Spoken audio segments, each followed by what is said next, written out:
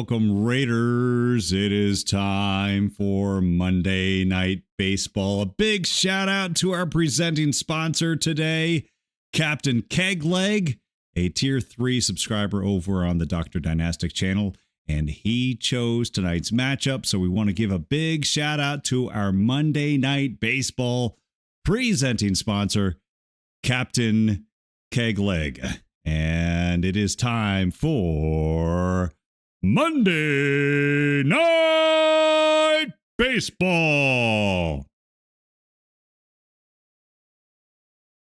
This is the part where I go on camera. All right. Hi, guys. Welcome into the Club 42. Dr. Dynastic here for a little Monday Night Baseball. Back after a hiatus. We had New Year's Day. We had Christmas Day. And now your third most favorite holiday this time of year, Monday Night Baseball. Folks, we got some competition here tonight. There's a little football game going on at about this same time. We're calling this counter programming. But I think even the football fans out there might have reason to come on over to this one because, boy, this is a great matchup. It is a rematch from 1990. We dropped a hint inside Laptop Pound stream earlier today. A couple of you got it. I said this. So if you haven't already guessed, you don't know, no spoilers here. But throwing out some hints here. You don't want to be home alone watching this one. We're going to welcome a pretty woman, good fellas, whoever you are. You want to watch? We got this. We got the 1990 World Series. And can we get a, oh my goodness, I was afraid this was going to happen.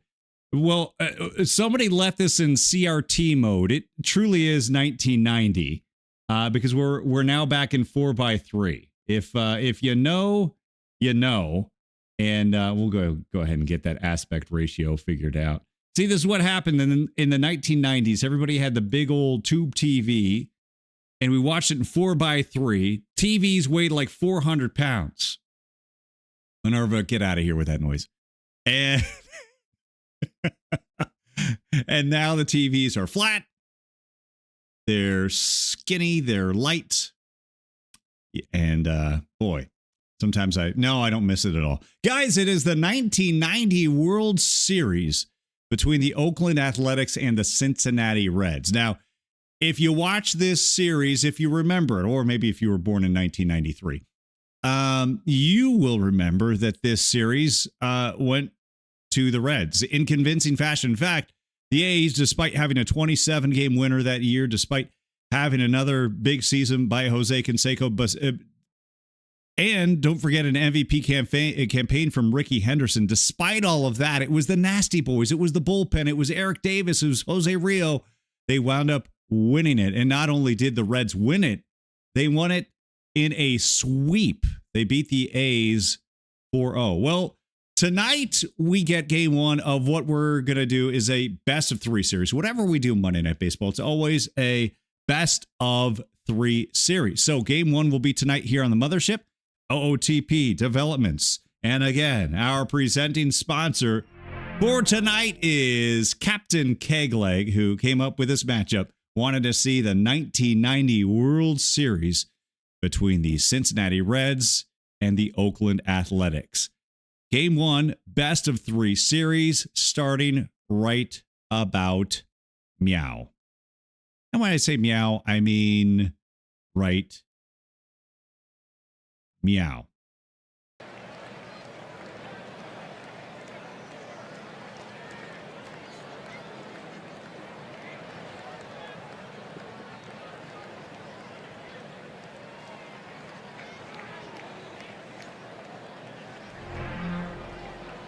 And baseball fans, welcome to Riverfront Stadium in Cincinnati, Ohio, site of the game one of this 1990 World Series between the National League champion Cincinnati Reds and the American League champion and reigning World Series champion Oakland Athletics. Dr. Dynastic here with the play-by-play. We are ready for a great one. This is the pregame show. It's the Big Bang pregame show powered by Cubs fan 23-0 came before the pregame show, except the Big Bang. And this game one will be played at Riverfront Stadium in the Queen City, Cincinnati, Ohio, home of the Big Red Machine, home of the Jungle, the Cincinnati Bengals, and tonight home of the Nasty Boys. Let's take a look here at your ballpark dimensions here at the venerable Riverfront Stadium, established back in 1970, where Hank Aaron christened the stadium with the first ever home run hit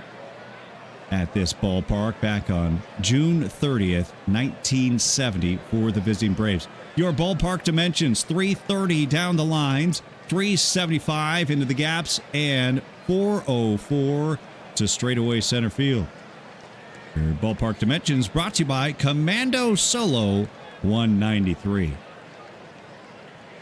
And it's a nice day for baseball here in early October. Clear skies, 53 degrees. Wind is blowing out to center at 10 miles an hour, so could be ripe for some home runs in this one. Your pregame weather report is brought to you by Lost Duck TW. All right, let's bring you the starting lineups. We will begin with the home team, the Cincinnati Reds, who will play game one on their home turf before the series shifts over to Oakland, the Coliseum, for game two tomorrow on the Dr. Dynastic channel. In the outfield, Eric Davis is moved over to left field. Davis in left.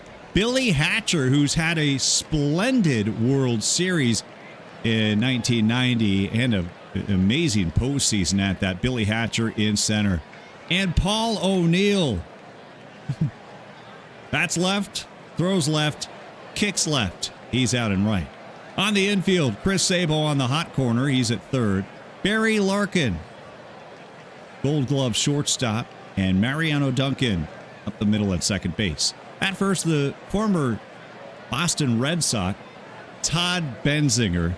And your starting battery here tonight, it's presented by D. Mendro, celebrating the Illinois Class 6A state champion Cary Grove Trojans. Joe Oliver will catch, and Jose Rio will pitch. Rio, a 14-game winner in 1990, the bona fide ace of this staff. 14 wins, 8 losses, 2.70 ERA. Did strike out 152 batters against 78 walks on the year. So Jose Rio will pitch here tonight for the Cincinnati Reds. And offensively for the Juggernaut A's, winners of 103 games in the regular season, 3 straight American League pennants, 1988, 1989, and 1990. The Oakland Athletics and their starting lineup. And we have just gotten a redemption for Arnold Schwarzenegger. Captain Kegleg, all of our Tier 3 subscribers and Tier 2 subs, once per contest, can invoke the power of Arnold Schwarzenegger or Vin Scully or Count Docula, and Captain Kegleg has summoned the great Arnold Schwarzenegger, who will have play-by-play for the first inning. Thank you very much, Captain Kegleg. Offensively for the A's, what a season by Ricky Henderson. He'll bat in the leadoff spot. Now, if you hand the control over to OOTP, it will put Ricky in the 3 spot. But Ricky, of course, the greatest leadoff hitter of all time, will bat leadoff. Carney Lansford batting second. Jose Canseco, the former 40-40 man, will bat third. Hendu, Dave Henderson gets the start over Willie McGee. He'll bat cleanup and play center field. In the 5 spot, the recently acquired Harold Baines. Baines, a DH, will bat 5th. And in the 6th spot, believe it or not, the former 49 home run hitter from his rookie campaign of 1987, Mark McGwire, batting 6th. He's followed by the all-star catcher, Terry Steinbach. What a lineup. The veteran second baseman, Willie Randolph, batting 8th, and Mike Gallego will bat 9th in place of the injured starting shortstop, Walt Weiss, former Rookie of the Year. Walt Weiss, part of that 3 straight Rookie of the Year run by the A's. First Canseco, then McGwire, and then Weiss. But Weiss, as you remember, injured in the American League Championship Series against the Boston Red Sox. So Mike Gallego going to shift over from second. He'll be the starting shortstop here in this World Series. Those are your starting lineups. They're brought to you by Hertz Donut. The next time you're in Cedar Falls, Iowa, you might just find really vanilla gorilla at Hertz Donut. Open 25/8. Want a Hertz? Hertz Donut, the best in Cedar Falls. And with that, we're going to get you to the ballpark. And the first pitch presented by Chess Safari. It ain't checkers, it's chess. Chess Safari. And with the play-by-play for this first inning, let's bring in Arnold Schwarzenegger. Arnold, take it away. Well, it's good to be here. Great day for baseball. We'd like to thank all of you for joining me. I am Arnold. Going to play some baseball. It's going to be good. We're going to play a little game. It's called Out of the Park Baseball. I am the sheriff. You're my deputies. Here we go. Perfect day for baseball. Always good. Always good to have you. It's good to be here. Here's Jose Rijo. He will pitch. Ricky Henderson will get a base hit to left. Will get down on the turf. Ricky Henderson has a leadoff single. I'm not going to give you any information. Doc made all these notes here. I'm not going to read them. You're here for my personality. I'm Arnold. We don't want stats and data and background. Everybody can look at Wikipedia. There's only one Arnold. You're here for the personality. That's why I'm here. Right, Ricky, you're on first. You're the man of steel. We'll see if he can get a stolen base. Say Rijo will pitch. Connie Lansford will bat, and that's how it will go. It's bad. Come on. Bad bunt. 2 strikes. Don't bunt now. Hear me now, believe me later. It's a ground ball. They'll throw to first. Ricky will go to second. Lansford is out. You would like to see me play baseball, Duxton. You would like that a lot. Have you ever seen Commando? Everybody thinks that when I had the big tree over my shoulder, that it was fake. It was a real trunk. Real sequoia. In fact, when I play baseball, I use that. I use a giant sequoia as my baseball bat. 44 ounces. Get out! Be 44 tons. That's how much I swing the bat. Is Jose Canseco probably the closest to me. Could still do a little bit more of the juice if he wants to get up with me. Arnold. There's Ricky Henderson on second. What will Jose do? Little blooper. Get down. It will. Now look at the heads. Look at the square heads in the crowd. Ricky the third. Canseco in first. Jose. Even with those little toothpick legs, I bet he can run pretty well. How you like that, Duxton? You remember how I told you that I was going to do this broadcast last? I lied. Dave Henderson. They're going to run. Jose! You must pop those legs. It was not a leg day for Jose. Too much upper body. You need to get balance. You must do the core. You must do the legs. You must do the calves. You must do the quads. You must do things of that nature. Now it's Hendu. Dave Henderson, fly ball to right. Get out of here. Dave Henderson. Anderson with a home run. Dave Henderson, right. Here's the home run. The A's are on top 2-0. Everybody booing. Celebrate the success. Be inspired.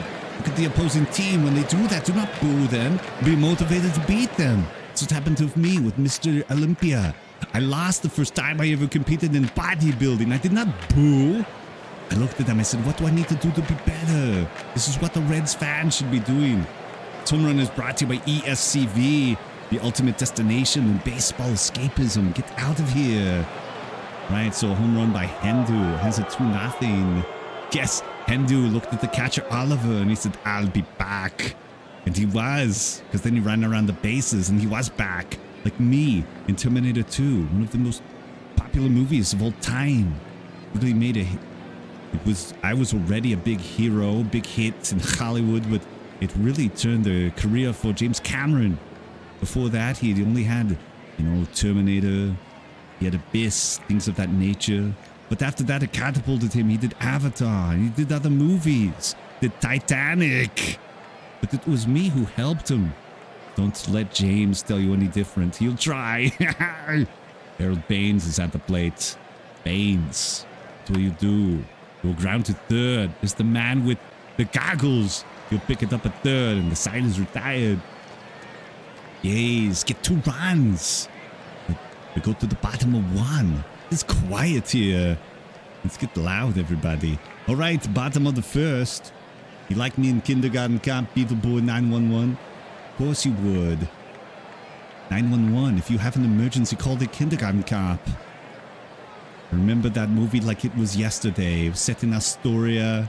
Got to meet some friends, a beautiful community in Oregon, which is just north of California. Got to go there and get my comedic chops. And show my range. Sly Stallone could not do that.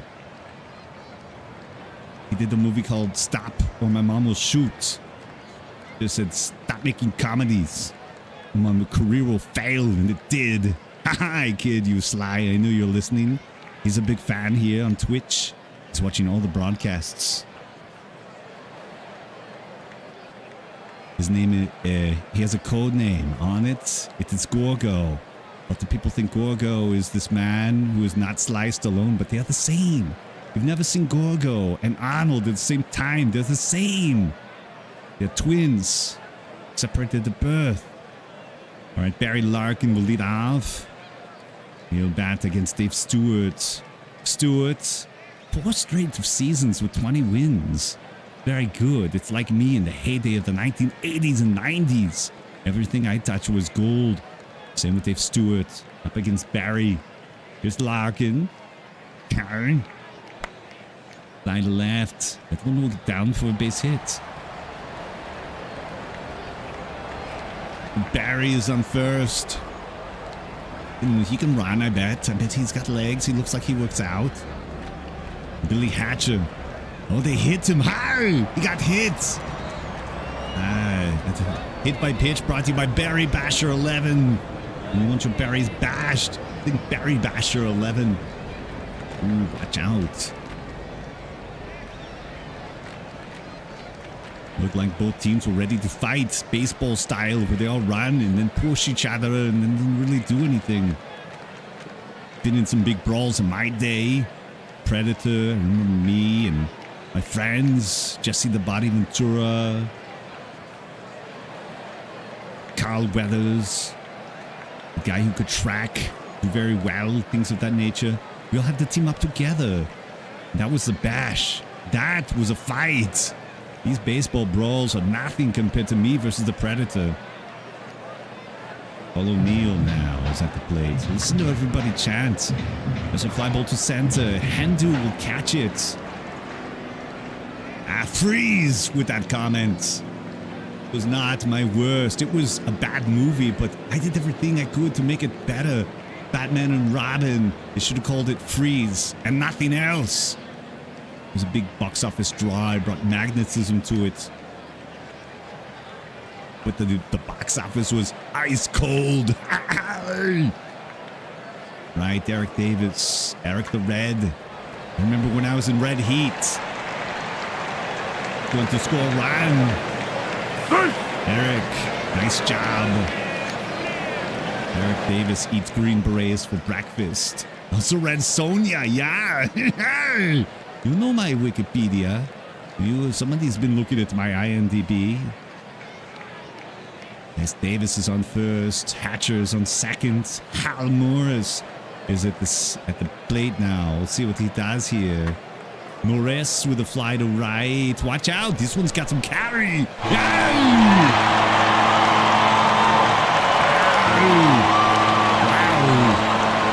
Everybody sit down. I can see. Who's running this camera? It's a home run.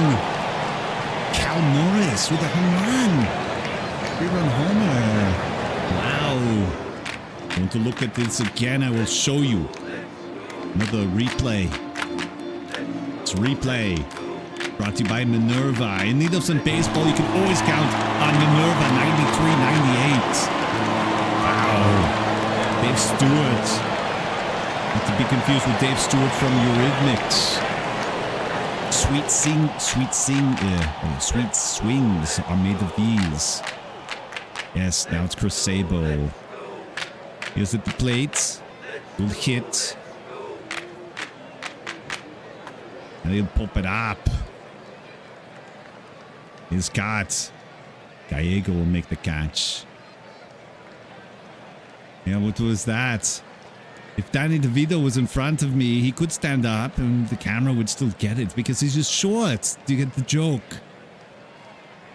Yes. Yes, you do get the joke. I write all my own lines. That's the short of it. Here's Todd Benzinger. I like the name. It sounds like Terminator. He got terminated there. Everybody, thank you for having me. We're going to have my good friend Dr. Dynastic. Everybody, we're going to take a break. Then we're going to be back. We're at Cincinnati. On top 4-2 against Oakland.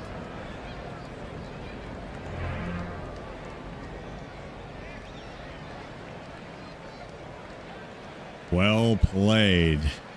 Captain Keglik, well played.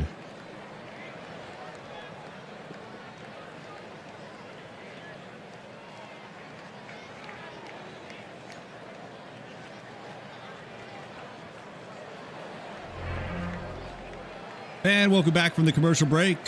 That break being brought to you by Keg Leg Insurance. Dropped a keg on your foot? We got you covered. Our in-network doctors are dynamic. See what I did there? PVC. Should have said dynastic, but I said dynamic. All right, welcome back. It's the top of the second inning. Home run's the story of this one. The A's getting things started with a 2-run home run by Dave Henderson. And then the Reds following suit with a 3-run home run by Hal Morris. DH playing a big factor in this one. Of course, Morris DHing here tonight. And Todd Benzinger will have first base duties in this one. All right, it's Mark McGwire to lead off the the top of the second inning. Big Mac, 5-time home run champion in his major league career, including a rookie record, 49 home runs in 1987, and then later a major league record, 70 in 1998. Big Mac to lead things off, 39 home runs in this 1990 campaign. And one thing you got to keep in mind is Big Mac draws the walk. He's also pretty adept at plate discipline. In fact, take a look at his eye discipline here. These ratings brought to you by Spore, the official sponsor of ratings on Monday Night Baseball. A max 80 out of 80. And Big Mac with 110 walks in the 1990 season. That first time ever that he reached the century mark, 110 walks in his major league career. He would surpass that in 1996. His penultimate season, yes, I said penultimate, with the A's in 1996. And then those numbers would go to a preposterous 162 during that 70 home run campaign of 1998. So Big Mac is on first for Terry Steinbach. Steiny, a 3-time All-Star, the All-Star Game MVP of 1988. Steinbach grounds is short. This could be 2. No transfer at second base from Duncan. They do get the lead runner at second. So Steinbach reaches on a fielder's choice. And that brings up the new Oakland Athletic, Willie Randolph. Made his major league debut back in 1975 at the ripe age of 21 with the Pittsburgh Pirates. Willie later traded along with Doc Ellis and Ken Brett from Pittsburgh to the New York Yankees, wearing the pinstripes. That big swap involving Doc Meddick, that was later that year in 1975. Randolph at the plate with 1 on and 1 out. Here's the 0-2 pitch from Rio, who will get the game's first strikeout. It's brought to you by Podman 19. Experience the ultimate getaway. Book your trip today to America's finest city, San Diego, California, with Podman 19. Steiny remains on first, and Mike Gallego is at the plate. Mike Gallego, 3 home runs, a whopping 3 home runs in 1990. Playing in place, as we mentioned, the injured shortstop, Walt Weiss. 2-2 pitch to Gallego. 2 balls, 2 strikes, and there's a strikeout. And the A's strand 1, we go to the bottom of 2 at Riverfront on Monday Night Baseball. I see what you did there, Dukeston. I am a fan. I will always love the puns. I don't think anybody's going to out-pun you tonight. Bottom of the second, Joe Oliver will lead off against Dave Stewart, who received a not-so-warm welcome here in Cincinnati. Getting tagged for 4 runs in the first inning. 3 of those coming off the bat of the DH, Hal Morris. So Joe Oliver, who attended Boone High School in Orlando, Florida, with another catcher. Any guesses on who that other catcher is that Joe Oliver played with? Imagine 2 major league catchers playing on the same high school baseball team. Boone High School in Orlando, Florida. Here's a 3-1 to Oliver as he goes the other way, and he has a base hit to right. The answer is Ron Karkovice, Chicago White Sox legend. Ron Karkovice. They played together, Joe Oliver and Karkovice, as high schoolers in Orlando, Florida. Joe Oliver is on first. It's the 4th base hit of the night for Cincinnati. And Mariano Duncan digs in. Made his major league debut back in 1985, April 9th, 1985, with the LA Dodgers. Had to wait. Didn't have a hit in that opener.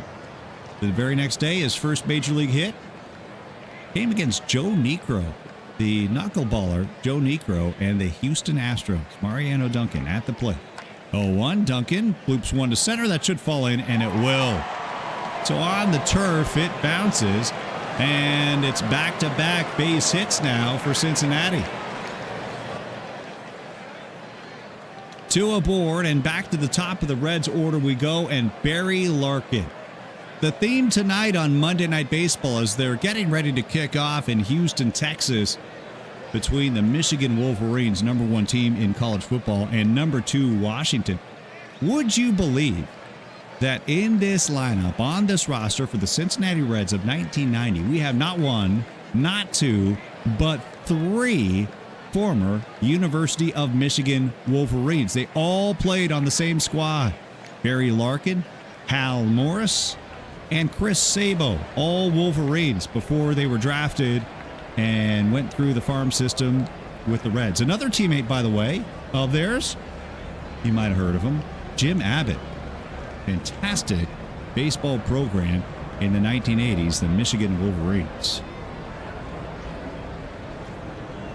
2 on for Barry Larkin. Works the count full. 3-2. Taken inside for ball 4. And Stewart has loaded the bases. So Larkin draws the walk, and that brings up Billy Hatcher.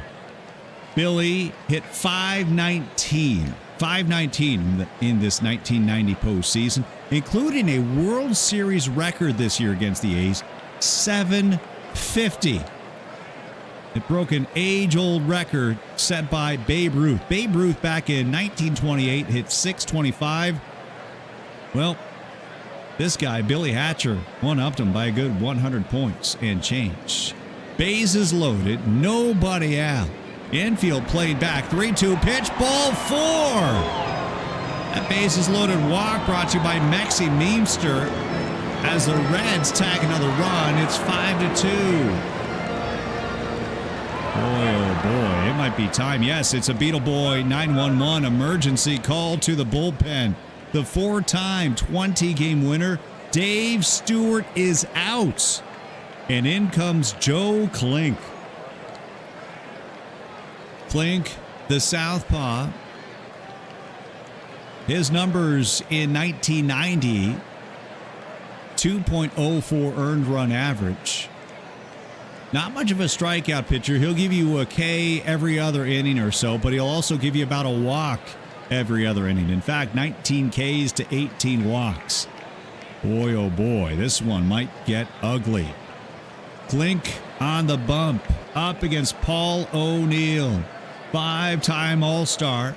He'd get his first All-Star nod the next year after this in 1991, and then 4 All-Star campaigns for the New York Yankees in the Bronx. O'Neill at the plate. From the stretch, here's the reliever. Klink's pitch. Fly ball right field. Canseco will make the catch. Runner tagging. There will be no throw. Sacrifice fly. 6-2 Cincinnati. That run presented by FK and Kamish LB. All right, 6-2 Cincinnati, and what is turning out to be a trip to the woodshed for the Oakland Athletics. Larkin and Hatcher remain on their respective bags, and now it's 44 Magnum, Eric the Red, Eric Davis at the plate. And wouldn't he have been the guy you want to see with the bases loaded? First major league player in baseball history to hit 3 grand slams in the same month. He did it in 1987. 2 on, 1 out.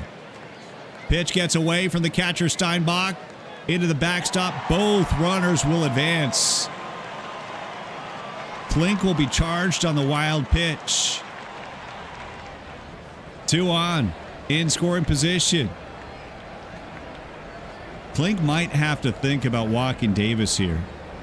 But of course, you do that, you've got Hal Morris waiting on the on-deck circle. Davis is a left-handed bat, though. That would be the interesting part. That might tip the scales back towards Klink a little bit. 3-1 pitch, ball 4. I don't think he had any intention of throwing any other pitches in the strike zone there. So the bases are now loaded once again.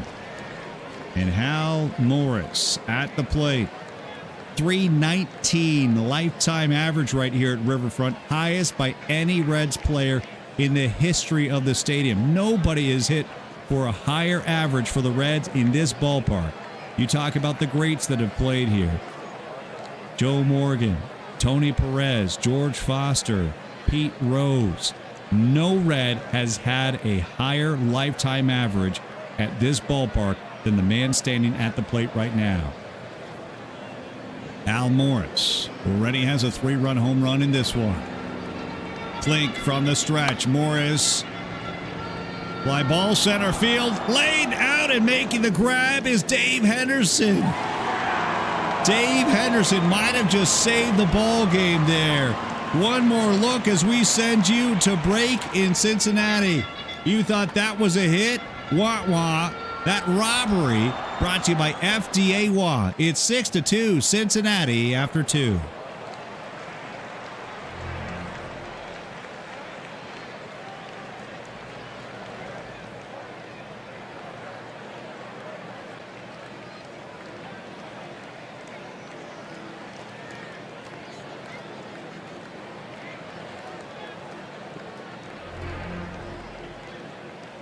And a special shout out to EBC and NYC2 for bringing the raid party over here onto the Out of the Park Developments channel. EBC and NYC2 streaming 12:30 to about 3 or 4 p.m. on Mondays. That's Pacific time. And don't forget to join our favorite New York streamer on Wednesday for Guess the Set. That's this Wednesday at 9 a.m. Pacific time. He'll try to tell you East Coast time, Eastern Standard Time, but we know it's all about the left coast. And a list of all of your affiliate streamers on Twitch. All of these streamers on your screen right now have the ability to give you drops anytime you watch their stream. That includes Cavacom on Sundays and DishNet, of course, one of our favorites, who also broadcast right here on the mothership.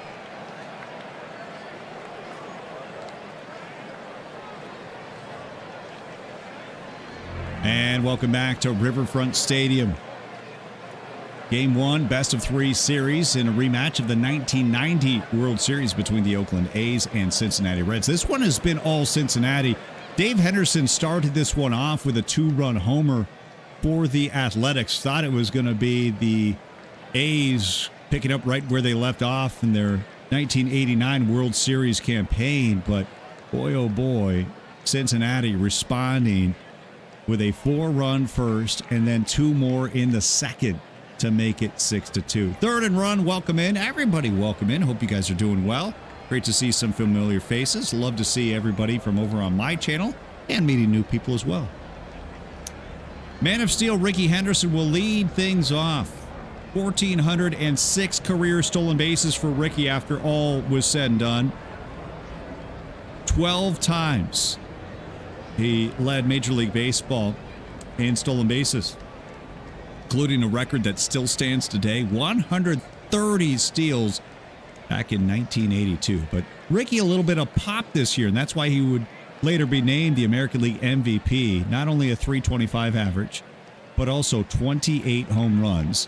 And look at that OPS. A leadoff hitter with an OPS of over 1,000, 1.016. Behind in the count, here's the 0-2 from Rio. He'll get the called strike 3 as Ricky is rung up on strikes. Got looking at the slider.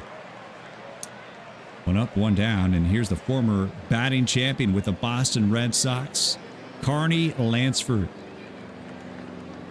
Carney coming over from Boston to Oakland in a swap for Tony Armas.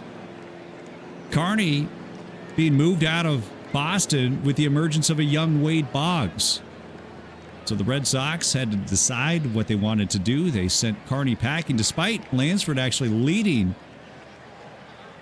the American League in batting average in 1981. The strike-shortened season of 1981 hit .336 that season. Carney, a 3-0 count. He'll check his swing, hold up for ball 4. So Carney Lansford will take the base on balls. Lansford actually almost had another batting crown with the A's in 89.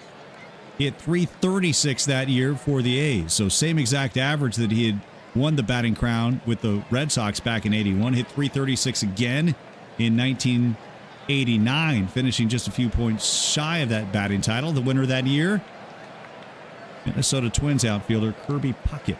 Puckett won the batting title in 1989. Here's Jose Canseco, already with 1 base hit in this one. Another stellar campaign for Jose. 101 RBI, 37 home runs for Jose Canseco. Your 1986 Rookie of the Year, your 1988 MVP, 6-time All-Star, 2-time World Series champion. First with the A's in 1989, then again with the New York Yankees in 2000. First pitch on the way to Canseco. Runner going on the pitch. Lansford will slide safely into second. So a stolen base there. Brought to you by the Tiny Noob. Ready, set, Noob. Speedy answer to all your IT needs. And remember, folks, if you're a subscriber on my channel, Dr. Dynastic, if you sub for 2 months in a row, you get your very own ad read during my broadcasts and during these broadcasts right here on Out of the Park Developments, Monday Night Baseball. Thank you for your support. Lansford is in scoring position for Jose Canseco. They can't get all these runs back, but this would be a golden opportunity to kind of chip away at this 4-run lead. Canseco at the plate, 3-1. He's going to take it for ball 4. That's not a bad decision by Rio.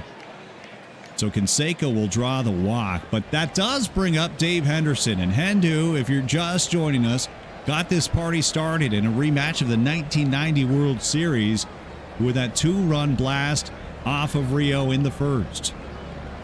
2 on, 1 out.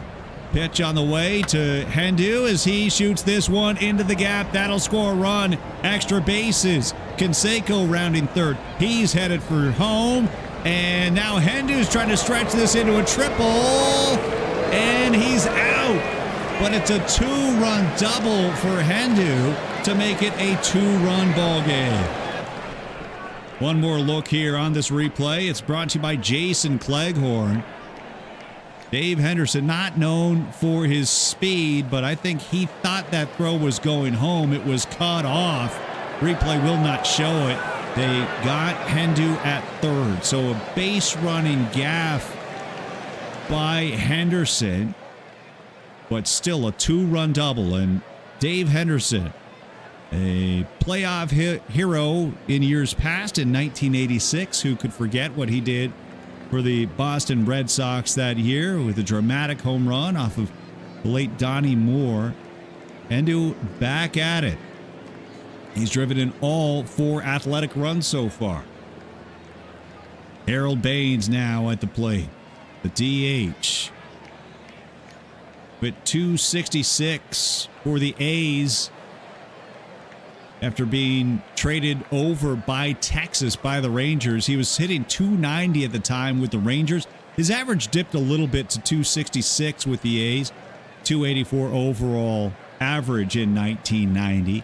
Right on his career average of 288. But in his career, Harold Baines hitting 300 or more 8 times in what would turn out to be a Hall of Fame career.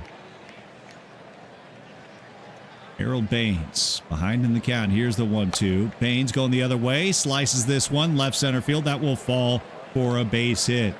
And Harold Baines, a lifetime .324 hitter in 31 career postseason games, has himself another base hit in a rematch of this 1990 World Series.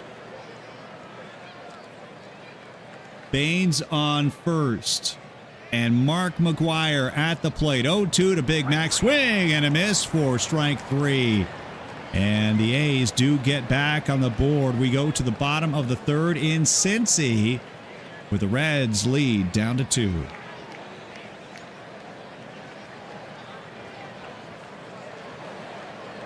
All right. Yes. I love this comment by Eleanor saying Eric Davis, favorite player of all time, redoing his entire career on Out of the Park Baseball. I love to hear that. Eric Davis, I still can remember it. I had the poster up in my room. I was an A's fan growing up, but it was impossible not to like Eric Davis. And he had the, what was it? Was it the Hitman or Magnum 44? I can't remember what it was, but it was the poster of him with this giant oversized revolver with, I believe, baseballs for bullets inside the chamber. Yeah, it was awesome. I loved it. I think Hitman might have been my my Ronnie Lott poster. Anyways, Eric Davis, the fact that that man only played in 2 All-Star games, pretty unbelievable. And welcome back here to Monday Night Baseball. We're in the bottom of the 3rd inning. That commercial break being presented by Garnack, proud sponsor of Out of the Park Baseball on the Dr. Dynastic channel. Chris Sabo will lead off. It will be the 6, 7, and 8 hitters in the Reds order. They'll go up against Joe Klink. Now, we can clear the books right now on Dave Stewart, and it was not a good one. Dave Stewart, 1 inning, 5 hits, 6 runs, all earned, 2 walks, 1 strikeout, and of course 1 home run. A 3-run home run given up to Hal Morris. An ERA of 54 in this contest. Now, if there is any good news in this, it's that Smoke only threw 40 pitches. So you have to think Tony La Russa will keep him as an option in this series. I would imagine in Game 3 if it comes to that. But right now the A's are trying to dig themselves out of this hole. Chris Sabo, your leadoff man, as we begin the bottom of the 3rd. Sabo, a 3-time All-Star with Cincinnati, first in 1988, then again in 1990, and the year after that in 91. He was the National League Rookie of the Year in 1988. Chris Sabo, of course, known for that flat-top haircut and the wraparound glasses, those protective glasses known as rec specs. You might even be able to see it just a little bit in that picture. Just a little bit, you can see the faint outline of those goggles in his biopic here in Out of the Park Baseball. So Joe Klink will work for another inning here. Klink's offering is deposited to left field. Ricky Henderson will cut that off on the one-hopper. It's a clean single to left.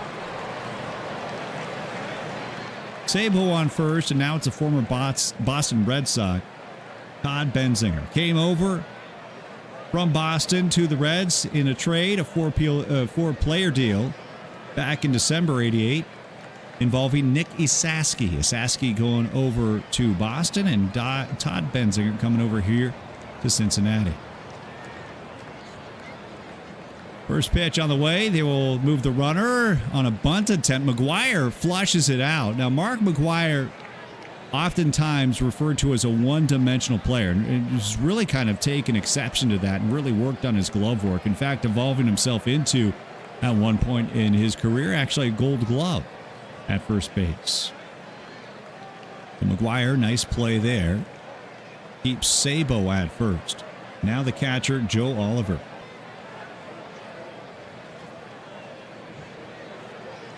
Oliver on a 2-1 offering. Oliver grounds this to short. They'll get the force at second, and they will get the turn for the double play. Gallego to Randolph, over to McGuire. It's your first double play of the ball game, and it is brought to you by St. Louis Jason's Beer League. Knock two back with Beer League Baseball. At the end of 3, it's Cincinnati 6 and Oakland 4, and it's time for your emote rates.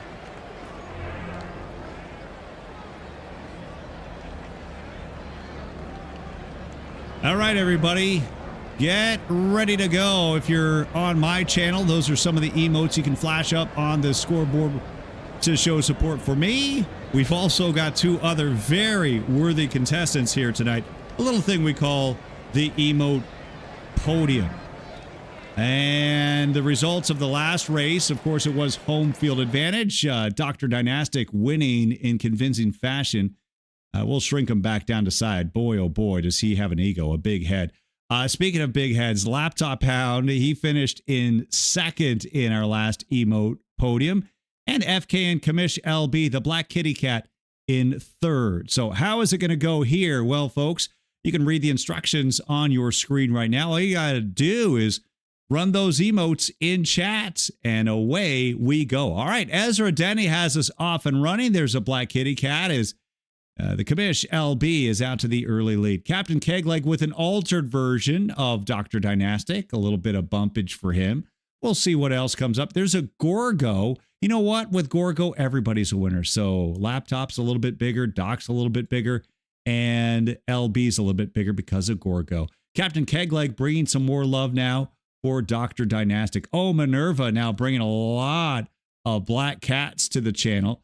And now, oh, we love it. Cicero, thank you for the cotton candy, the official currency of the Dr. Dynastic channel. AVC bringing more kitty cat. That is from the I Rock This channel. You can catch I Rock This, giving some great daily tournament advice over on his channel. Minerva with more black cat. Let's go.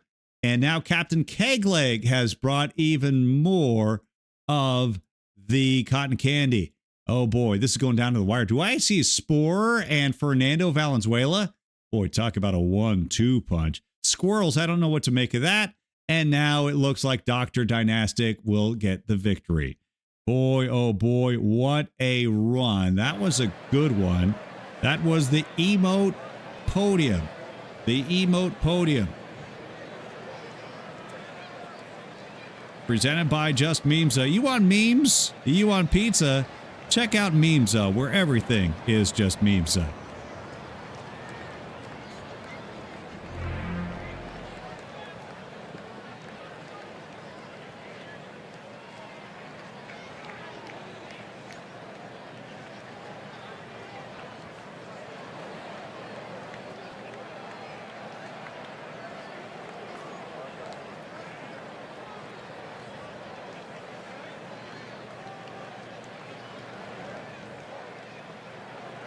All right, everybody. This is Monday Night Baseball. We are back. Thank you, Captain Kegleg, for being the presenting sponsor on this matchup here today.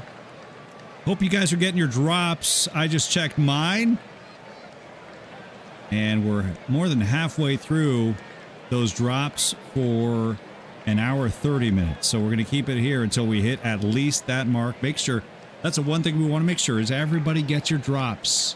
Everybody's got to get their drops. Well, at least if you're here on time. We start at 4 p.m. Pacific time. If you're not early, you're late. And if you're late, then you're not early.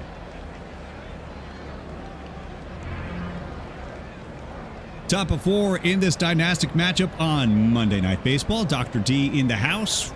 So we have game 1 of a best-of-3 series, a rematch of the 1990 World Series. The reigning World Series champions of 1989, the A's, who swept the San Francisco Giants in the Bay Bridge Series, also known as the Earthquake Series, in 1989. Cincinnati Reds, meantime, taking down the Pittsburgh Pirates in the National League Championship Series, 4-2, on their way to the World Series. And an ultimate sweep against the A's. They took down Oakland, 2 in Cincinnati, 2 in Oakland, to win the 1990 World Series. Call you anything but late for dinner, and don't do the wave in Ezra Denny's house either. He does not like that. He likes Star Trek. He likes Baldur's Gate. He likes the Giants. Doesn't like the A's. And doesn't like the wave. And don't call him late for dinner.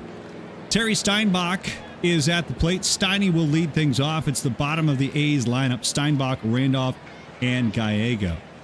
Steinbach, 3-time All-Star, as we mentioned earlier in the broadcast. One of those All-Star bids, in 1988, Steinbach was not actually having much of a All-Star campaign, but the A's fans stuffed the ballot that year. Of course, the A's fans very excited about World Series fever. Jose Canseco, his 40-40 campaign.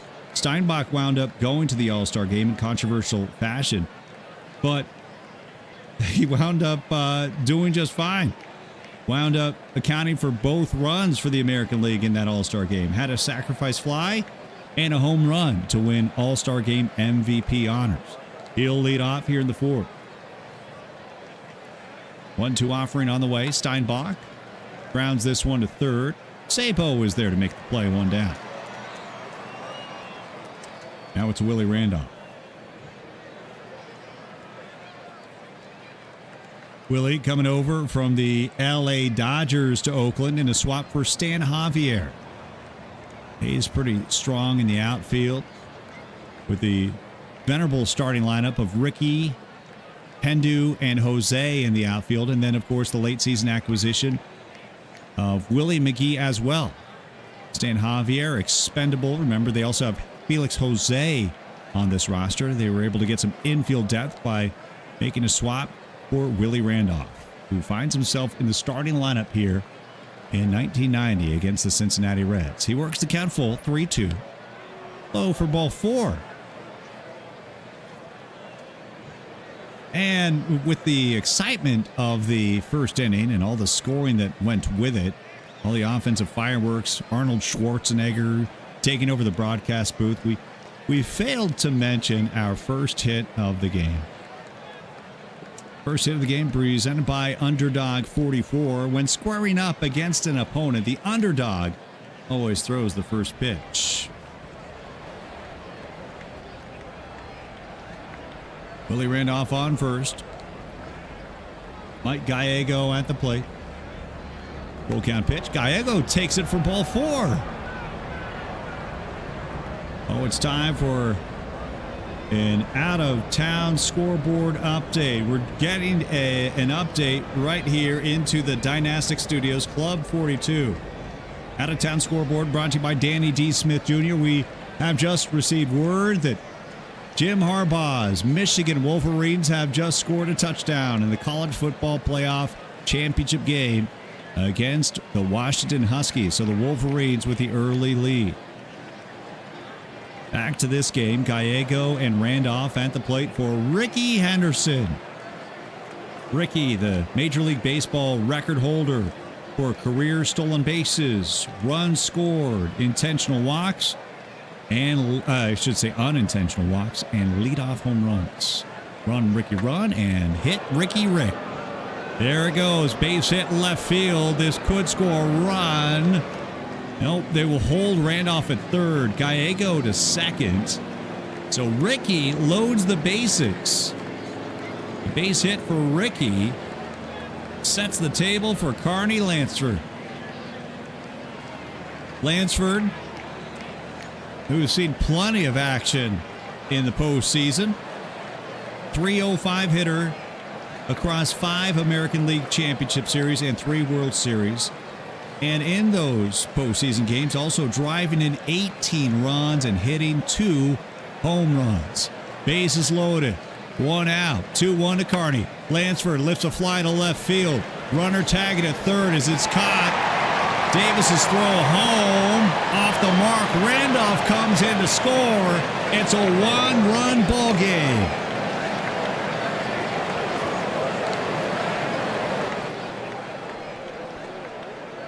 We'll have a word with our camera operator, but let's take another look. This replay brought to you by MCB 701. And the throw was just offline. So Randolph comes in to score. It's a sacrifice fly. It's 6-5.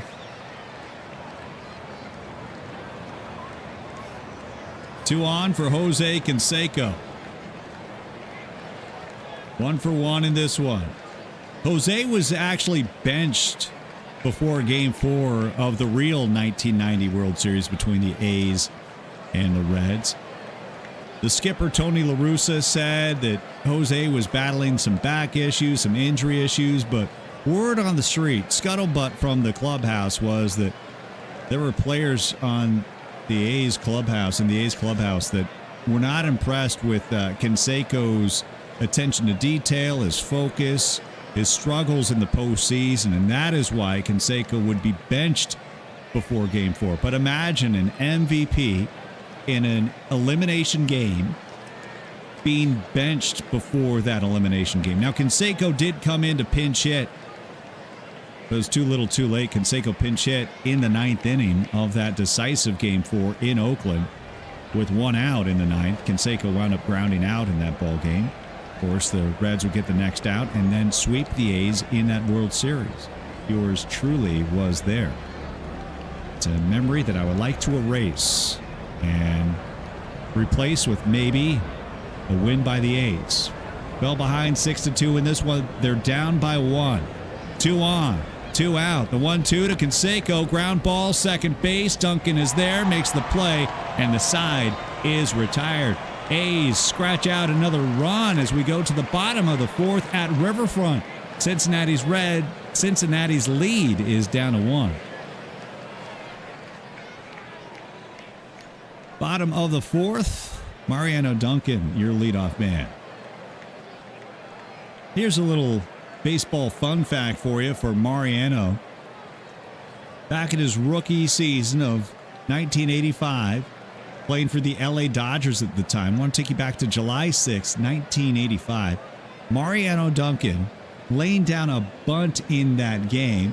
Now, the ball wound up being untouched, and Duncan alertly actually went to second on that bunt. Not only did he get a bunt single, but he in fact stretched it to second base. And because the ball didn't roll past the base paths, the very rare bunt double is what Mariano Duncan did on July 6, 1985 for the LA Dodgers.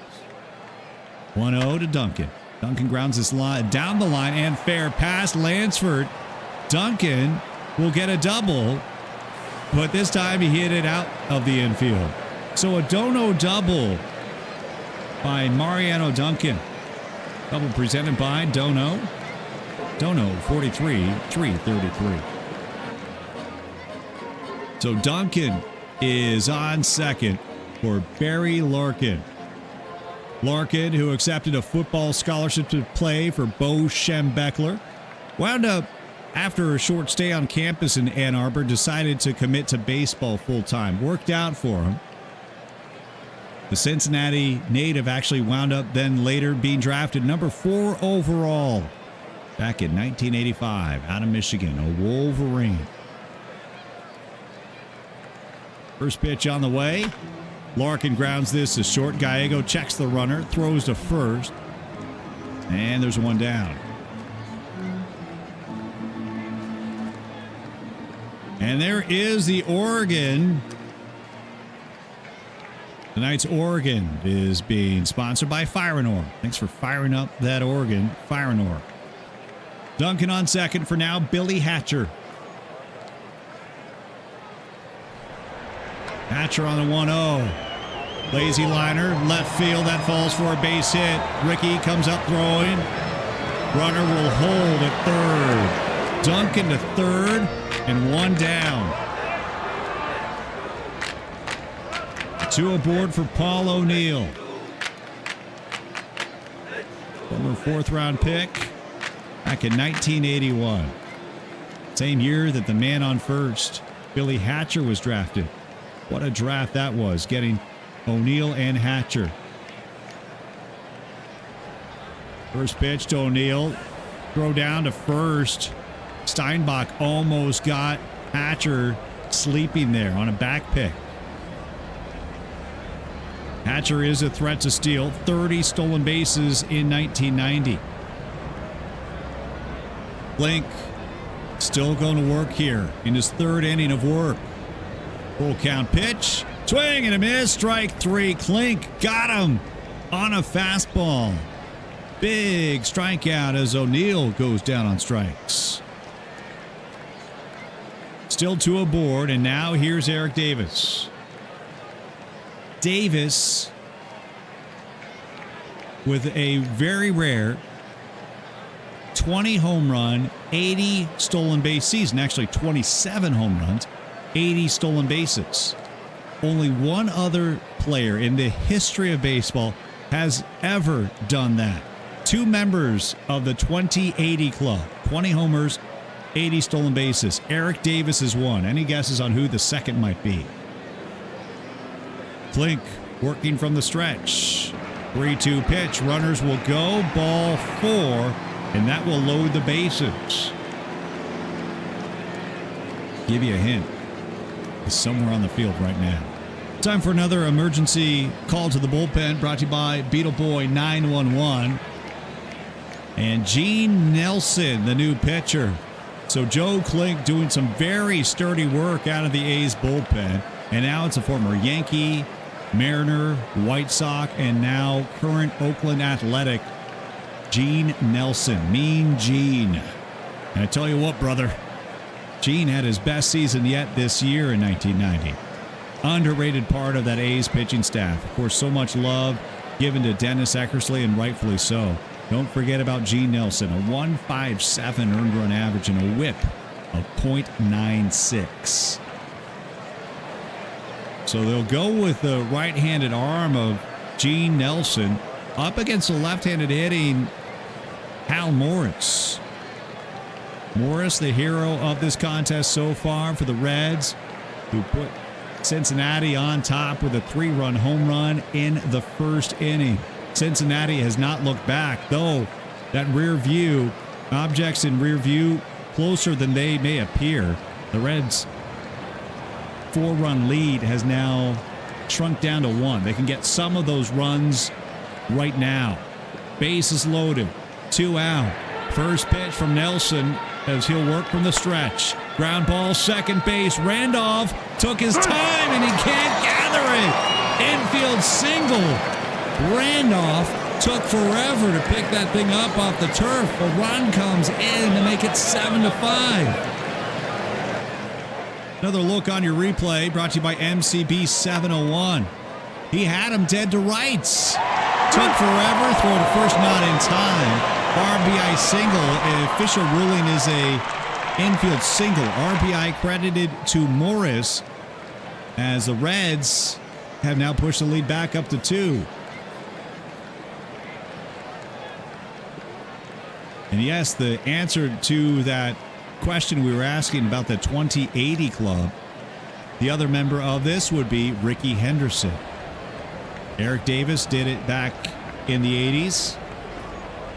Ricky did it in 1985. Actually did it back-to-back seasons, both with the Yankees. 24 homers, 80 stolen bases in 1985, first ever player to do that. And then did it the following season in the Bronx, 28 home runs that year, and 87 stolen bases. Bases loaded. 2 out. Chris Sabo. Sabo, first pitch, line drive, base hit right up the middle. 1 run will come in. Henderson comes up, throwing, throw home. Gets past Steinbach. 2 runs come in. 2-run single, Chris Sabo. 9-5, Cincy.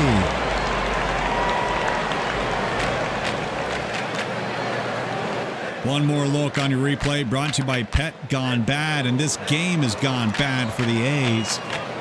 3-run fourth, 9-5 on the 2-run single by Chris Sabo.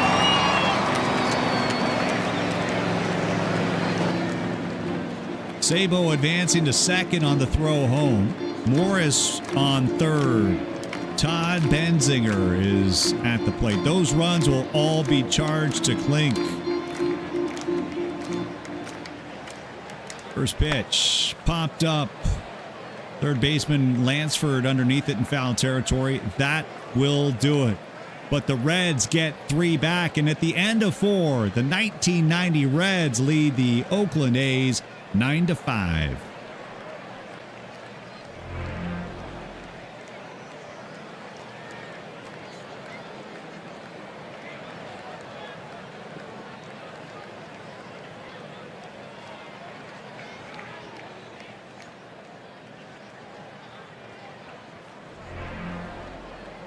This portion of the game brought to you by Grish 70 as we welcome you back here to Riverfront Stadium, home of the Cincinnati Reds. Rematch of the 1990 World Series. This has been an offensive shootout. So far, the Reds' 3 field goals have Cincinnati on top 9-5. Yeah, welcome to the jungle indeed. Move over Icky and Boomer. We've got a new football team playing here at Riverfront. Jose Rio trying to hold on to that lead. Up against the 4-5-6 portion of the athletic order. Dave Henderson, who's driven in all 4 runs so far at the plate. Dave Henderson. Here's a pitch from Rio. Hendu going the other way. Line drive, and it gets past the right fielder, O'Neill. That will go for a base hit to right. And Hendu only held up at first. Let's get another look here. I'm curious on this replay brought to you by Ronnie Games All Day. Nice piece of hitting by Hendu.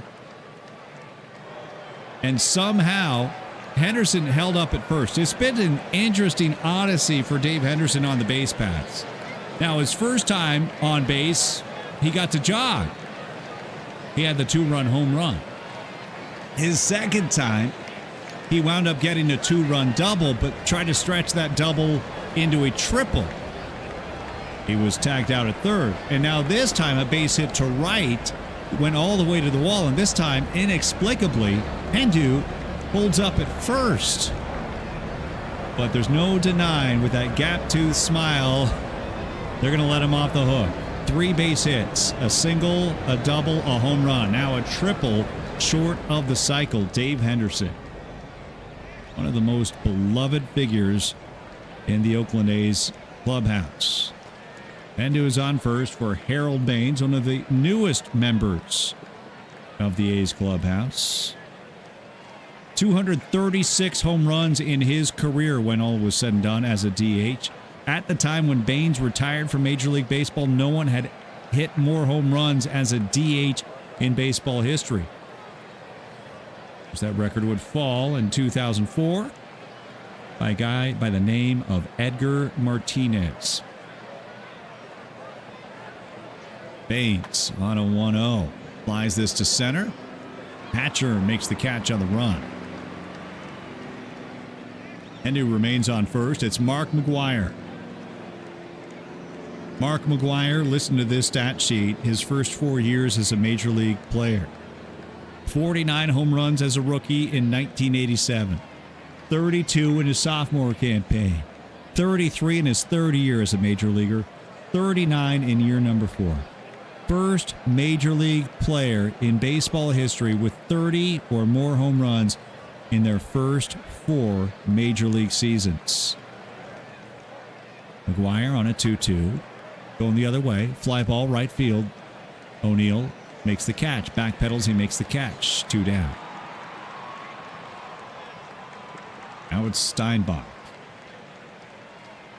Steinbach, one of the few athletics who actually had a good postseason.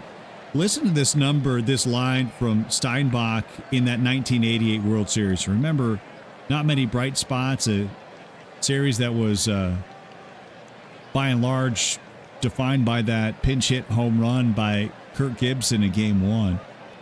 Steinbach actually in that World Series hit 364, had a double in that series. Steinbach did well in that 88 World Series.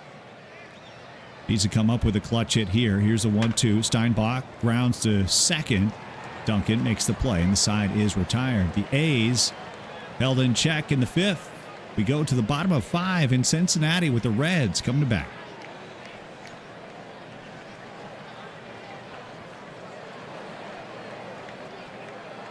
Ladies and gentlemen, it's time for your attendance report. 497 of you watching here tonight. 497, the announced attendance on Monday Night Baseball. Our attendance report brought to you by Sir Pug. Never put off till tomorrow what you can do the day after tomorrow just as well. Sir Pug. We should have a guess the attendance. Though if you ever judge on these simulations, it's always interesting because Riverfront Stadium does not hold 18,000, but the attendance here, according to Out of the Park on these historical simulations, or I should say historical exhibitions, 18,000.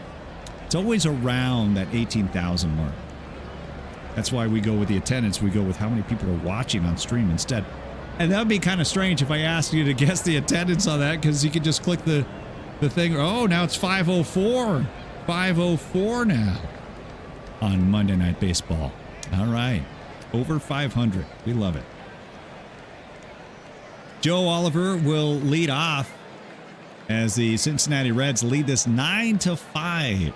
Game 1 of a best-of-3 series. It is a rematch, a reboot of the 1990 World Series.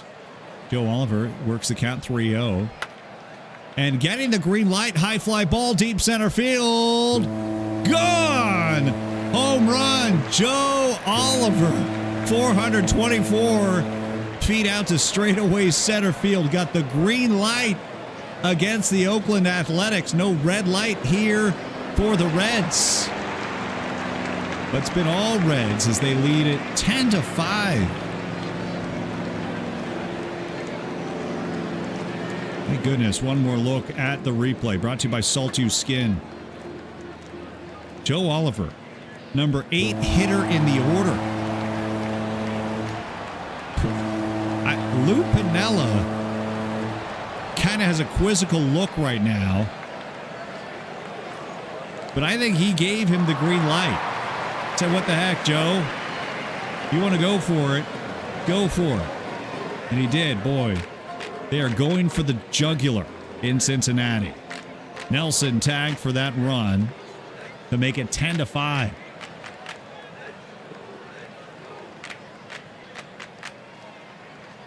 Mariano Duncan as we're at the bottom of the Reds order. Here's a 2-1 offering on the way to Duncan. He lines this to left. That could be extra bases. It goes to the wall. Henderson tracks it down, throws back into the infield. The throw to second. And it's a double for Duncan. A Dono double. Duncan in scoring position as the route is on. And Barry Larkin now steps in. 12-time All-Star. 9 Silver Slugger Awards, 3 Gold Gloves, and eventually the 1995 National League MVP to go with it. Works the count to 3-0. He'll look at that for ball 4. He was not going to swing at that offering. That was way out of the zone. It was above the letters. So Nelson gives up a walk to Larkin. Now Billy Hatcher. Billy, an interesting route to get here to Cincinnati. Wound up being drafted by 3 teams in all. First, the Montreal Expos back in 1979, 30th round pick, decided to not sign. Then a second round choice by the Houston Astros the next year in 1980. Wound up going to junior college, said, nope, I'll pass up on the second round money, try to improve my draft status, my stock. And then in 1981, the Chicago Cubs, they called his name, but not until round 6. So the Cubs wound up drafting Billy Hatcher in the 6th round in the 1981 draft. He's drafted by 3 teams in all. He was ultimately traded by the Cubs 4 years later in 1985. Then 4 years after that, after being shipped out of the Windy City to Houston, the Astros then trade him in 1989 to Pittsburgh. The Pirates then, here in 1990, trade him to Cincinnati, and that is where Billy Hatcher now plays. Hatcher got to play against his old team in this 1990 NLCS. They wound up bouncing the Pirates 4-2. Andy Van Slyke, Barry Bonds, Bobby Bonilla, Doug Drabeck, Jim Leland's squad. Wound up getting some payback against his old team. 2 on, nobody out. Deuces are wild. Here's your 2-2. Hatcher grounds to third. Lansford throws to second. They'll get the double play. A St. Louis Jason double play. 5, 4, 3 on your scorecard. A much-needed double play for the Oakland Athletics. Duncan advances to third. And now Paul O'Neill. We made the joke about the bats left, throws left, kicks left. But if you'll look at Paul O'Neill's baseball reference page, it actually does, in fact, say that. The story behind that was back on July 5th, 1989, there's a base hit to right field, runner on second. Paul O'Neill, who has a pretty good arm out and right, was bobbling the ball, desperately trying to pick it up off the turf, bobbled it around, and then finally just soccer kicked it, just pooched it off his foot into the infield. It actually kept the runner from scoring, believe it or not, from second base. That's why when you look at Paul O'Neill's baseball bio on Baseball Ref, you'll see bats left, throws left, kicks left. And you have got to see that. One of those defining plays from the 1980s. That and the Kevin Mitchell catch out in left field by the San Francisco Giants, I believe, against the St. Louis Cardinals. Those are 2 plays that we may never see again. O'Neill at the plate with Duncan at third. 2-2 pitch, swing and a miss for strike 3. The side is retired, but the Reds tack on another run at the end of 5. It's Cincinnati 10 and Oakland 5. We got to be close to getting the max amount of drops here. We got 508 fans watching this one, despite the best efforts of the college football playoff. You guys are watching here. It's early January. You're watching baseball.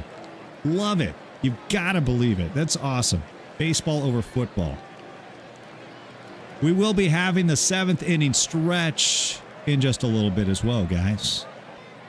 That's my rule. Whenever I'm at a baseball game, you always got to at least stay for the 7th inning stretch. And some people are hardcore about staying for the full 9 innings. I say no matter what, you got to stay till the 7th inning stretch. That is the bare minimum. Willie Randolph, as we begin the top of the 6th, has a fly ball to left. And Eric Davis is there to make the catch. Boy, these cutaway shots of the fans, something else. Mike Gallego now at the plate. Gallego, we got 2 stories about Mike Gallego involving jerseys. Of course, you see the number 9 he's wearing right now. Now, Mike Gallego, with the A's since 1985 as a rookie. Now, 1987, a man by the name of Reginald Martinez Jackson comes to the Oakland Athletics. Of course, he had started his major league career, his Hall of Fame career in Kansas City with the A's. Part of that dynastic run by the A's in the early 1970s after the team moved from Kansas City to Oakland. Then wound up moving over to the Bronx, playing for the New York Yankees then even for a spell with the Baltimore Orioles. And Reggie coming back in 1987 to the Oakland Athletics. And Reggie, his entire career with the A's, he had worn the jersey number 9.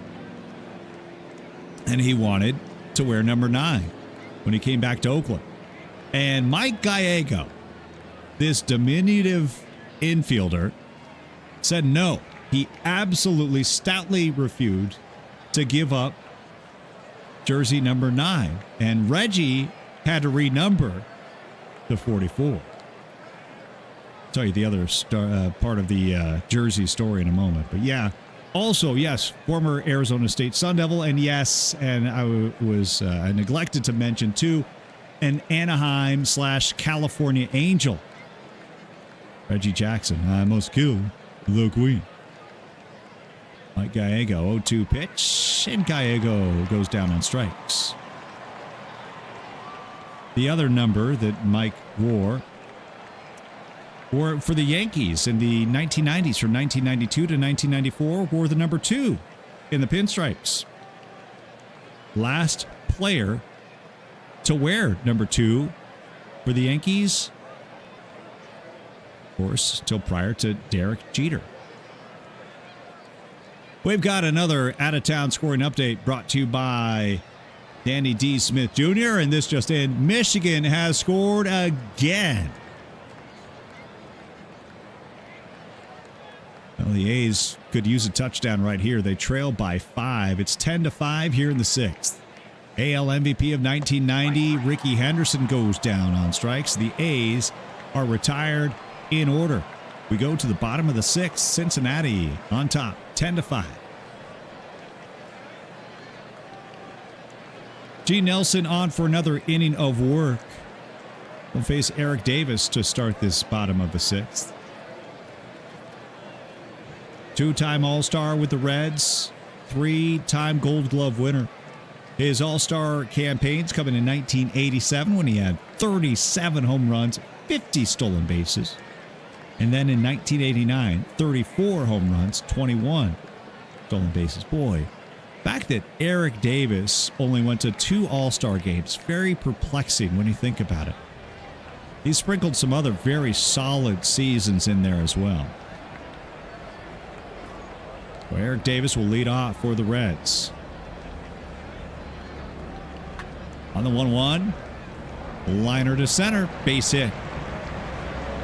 So Eric Davis is on first. Davis still very much a threat to steal. Yes, an injury-plagued career for Davis. Really cut into much of his playing time, and that ultimately is why he only had 2 All-Star seasons. One of those injuries actually came at the very end of this 1990 season. You may remember that it came in Game 4.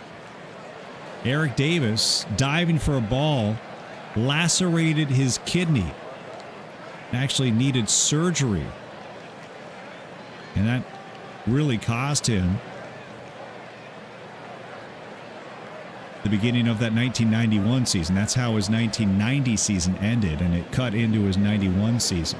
And of course, the Ultimate Warrior, too, also battled cancer. The cancer survivor, Eric Davis. Hal Morris is at the plate with Davis on first. See if they send him here. They'll throw to first instead, and Davis is picked off. Nelson got him leaning. Davis is taken off the base paths.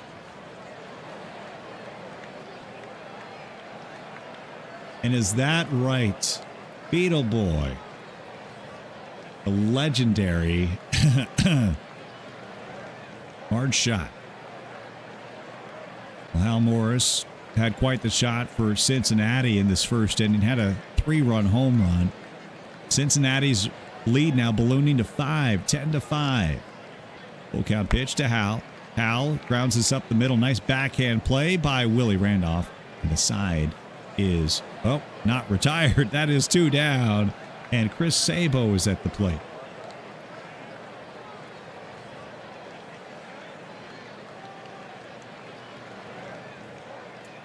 I'm going to wait on a reference to Detroit, Michigan until we get a Who Trying to Ball sighting. If we get a Who Trying to Ball sighting, I'll give you a little knowledge on Chris Sabo.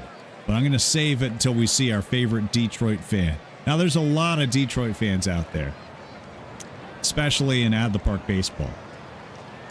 But I'm going to wait until we get a Who Trying to Ball sighting until I bring you this knowledge on Chris Sabo.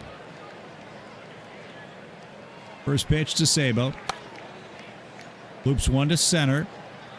Dave Henderson, who's having himself a whale of a game, makes the catch for out number 3. We're heading to the 7th in Cincinnati with the Reds on top, 10-5.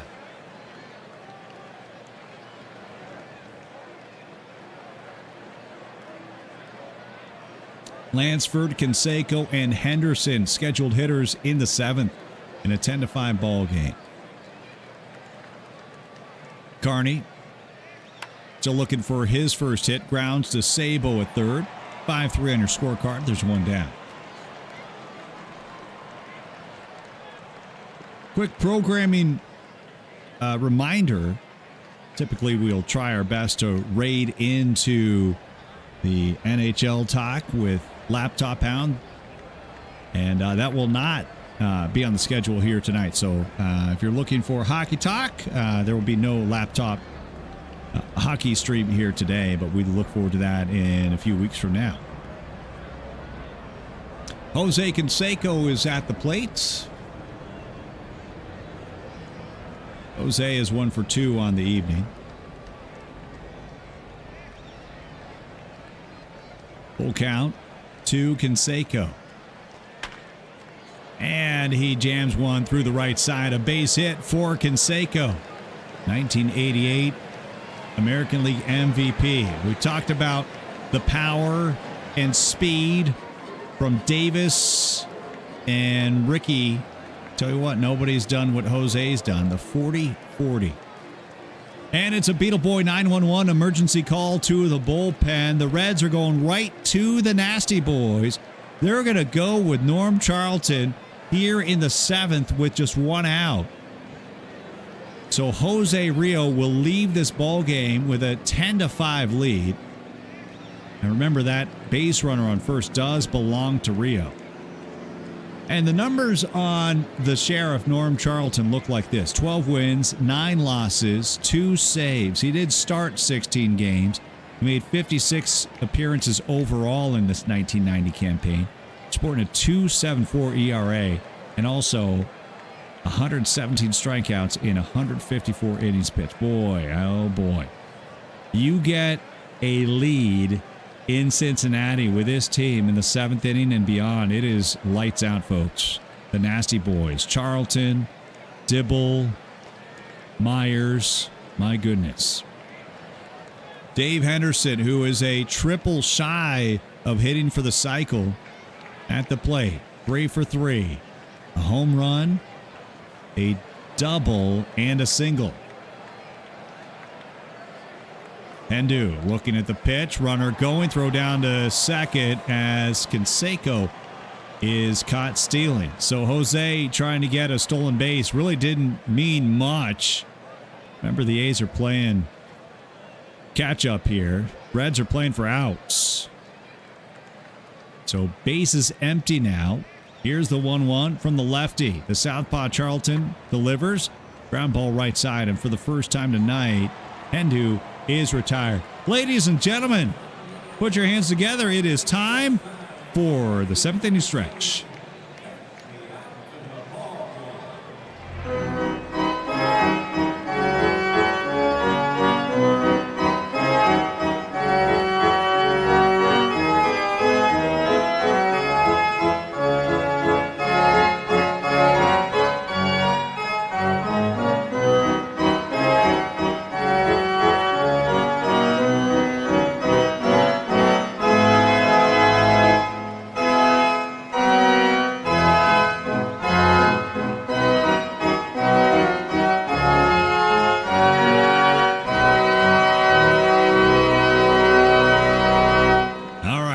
That is our favorite time of the night. Your 7th inning stretch brought to you by Don't Cut the D-Block Dragon. It's time to stretch. We're going to pump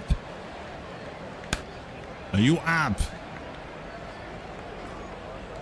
And if you'd like to join us with your picture and your name, sign away your soul. All you got to do is go to my channel on Twitch. It's DR Dynastic. And !Discord will get you an invite. And then just go to the 7th inning stretch section of my Discord. Post your pick with a name and we'll add you to the rotation. Still no Rob Deere. There's actually a few that I need to update. I promise you I'm going to get you into the rotation. But tell you what, if you want to get in on that, please send a pick our way. Welcome back for the bottom of the 7th of Monday Night Baseball. It's the 1990 World Series replay between the Oakland Athletics and the Cincinnati Reds. It's a series that the Reds swept in convincing fashion in real life, IRL as the kids would say. The Reds won games 1 and 2 at Riverfront in Cincinnati, and then games 3 and 4 in Oakland in 1990. Yours truly actually was there. We had season tickets. I was there for game 4 of this World Series in Oakland.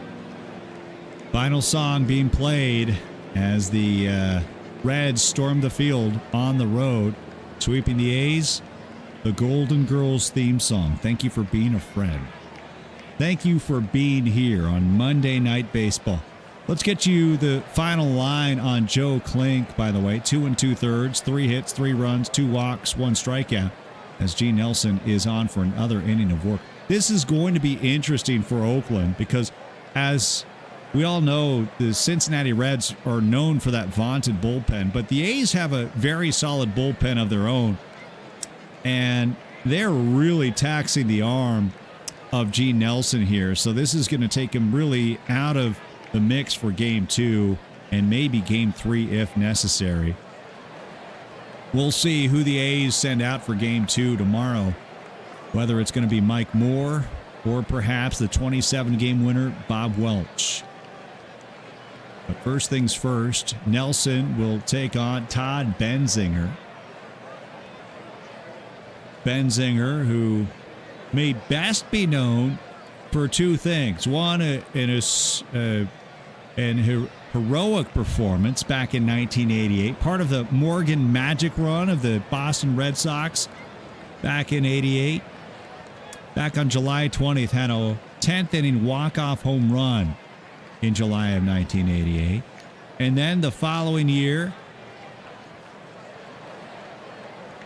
remember Orel Hershiser, that record shutout streak he had for the LA Dodgers?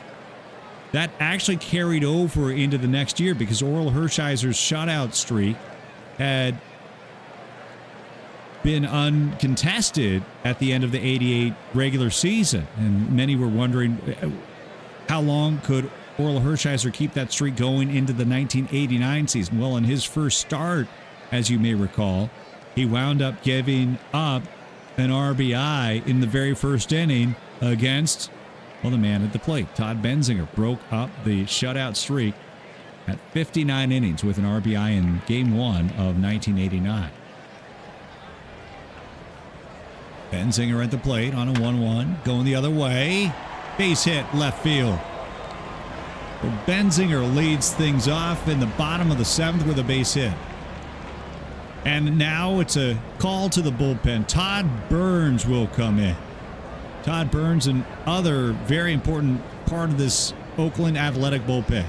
2.97 earned run average in 43 appearances. I gotta think he's going to finish this one out. Benzinger on first. Joe Oliver, who had the green light, remember, on 3-0, wound up hitting a home run. There's a wild pitch charged to Burns. Todd Benzinger to second. Beetle Boy alertly, astutely bringing up that Danny Jackson was in line to win that Cy Young Award in 88 until the streak happened. One of the most phenomenal streaks in baseball history. Joe DiMaggio, 56-game hitting streak, will always live as probably the most impressive. But the Orel Hershiser streak of 58 consecutive innings pitched as a starting pitcher to go 58 innings in a row without, or 59, I should say, excuse me, will go down as one of the great feats in Major League Baseball history. Oliver now at the plate. He's worked the count 3-2. Looks at that pitch. Spits on the fastball for ball 4. So Oliver to first. Benzinger remains on second. And Mariano Duncan. Little nubber. Burns comes off the hill. Throws to first. Won't be in time. That will load the bases. So an infield single for Duncan. Bases loaded. Nobody out. And Barry Larkin at the plate. On a night where his Michigan Wolverines are in line for a national championship, he now has a chance to play a deciding factor in this one on baseball. Base hit, left field. 1 run will come in. We'll see if they send the runner. They will. The throw will be caught off. 2 runs come in. Benzinger comes in to score. Oliver comes in to score on the 2-run double by Barry Larkin. And the lead is now at a touchdown on College Football Championship Monday, 12-5. Larkin with that dono double to blow this game off its hinges. Now Billy Hatcher, first pitch swinging, ground ball through the right side. Another run will come in to make it 13-5. Hatcher with the RBI single, and the route is on.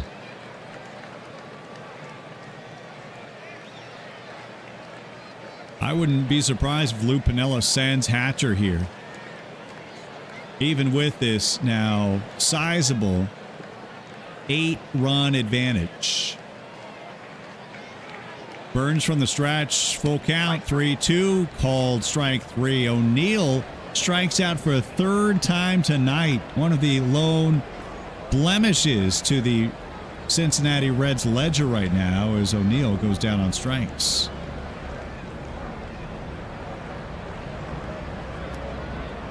Still 2 on, 1 out. Eric Davis. Here's the 0-2. Davis chases on the upstairs fastball. Strike 3 swinging, 2 down.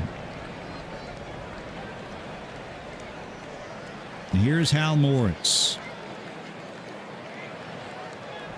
1-2 offering. Morris gets a hold of that one. Fly ball center field. Hendu is underneath it for out number 3.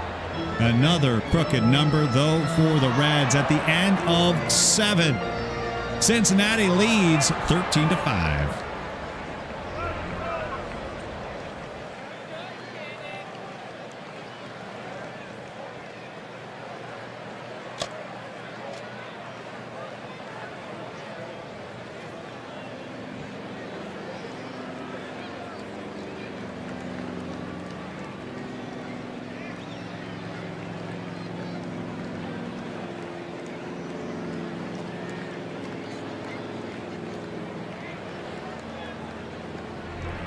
All right, baseball fans, welcome back to Monday Night Baseball. Top of the 8th, A's trailing 13-5. Harold Baines will lead off for the Athletics. Baines' first season in Oakland, 1 for 3 tonight. 2-1 pitch, Charlton. Liner to left, base hit. So Harold Baines starts things off in the 8th with a base hit. Mark McGwire hitless in 2 at-bats at the plate. McGwire, we talked about his defense, how they'd really been known for just home runs and home runs alone. Well, Mark McGwire, if you look at the Gold Glove history, specifically at first base, you're going to see Don Mattingly up there a lot. 1984 to 1989. All Gold Gloves at first base by Don Mattingly. Then from 1990 to 91 to 94. So Don Mattingly had gobbled up all those Gold Gloves, but sandwiched right in the middle of that, yep, Mark McGwire this year, 1990, the American League Gold Glove winner at first base. Baines on first. McGuire, full count pitch. 3-2, pops it up. Shallow center field. The shortstop, Larkin, makes the catch. Baines remains at first. Now Terry Steinbach. 1-1 offering. Steiny goes deep to left. This one's got some giddy up, and it is out of here. Terry Steinbach, 437 feet out of the park. The A's on life support get a 2-run jack to make it 13-7. Boy, we got a football score.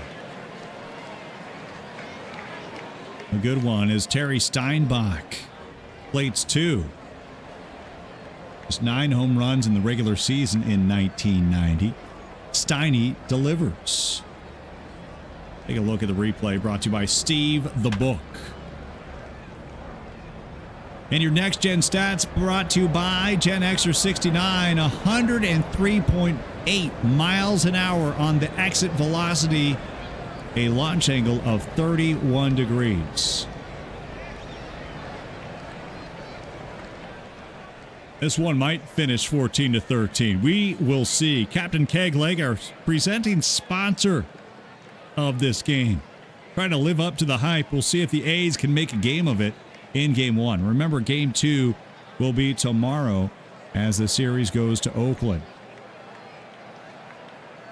Here's the 1-1 from Norm to Willie. Randolph grounds to first. Easy play by Benzinger.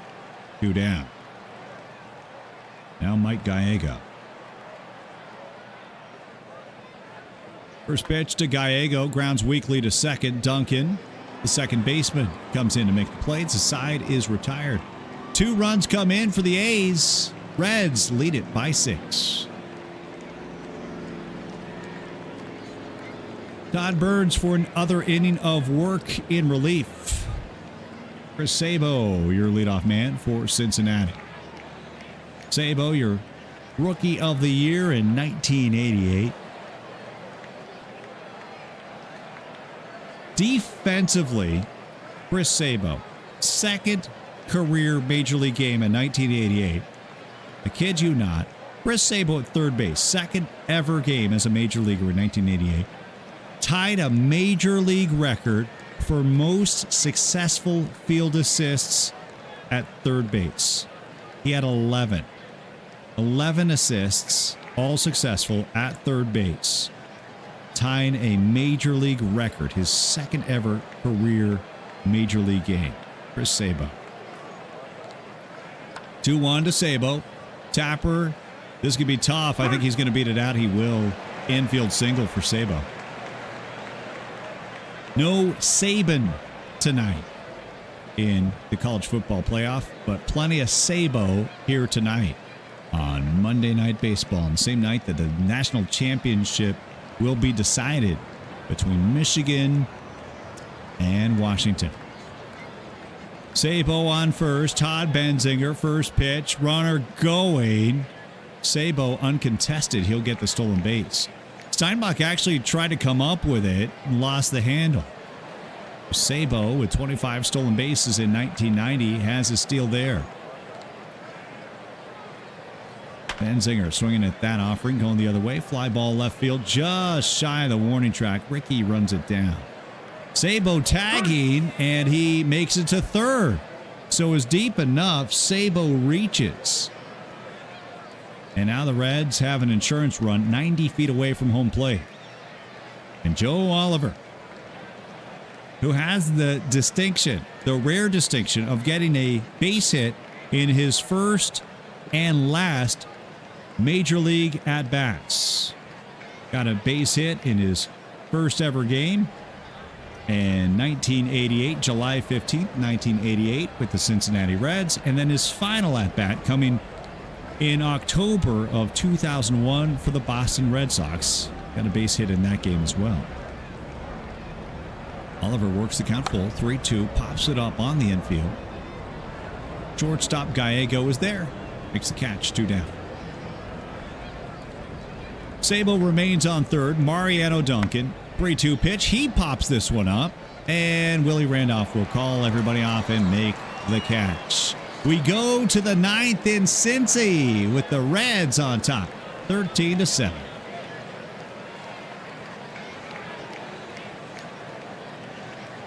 Good evening to you, D. Mendro, our sponsor for the starting battery. If you're just joining us, well, my goodness, the batteries are juiced in this one. A lot of offense, a lot of runs.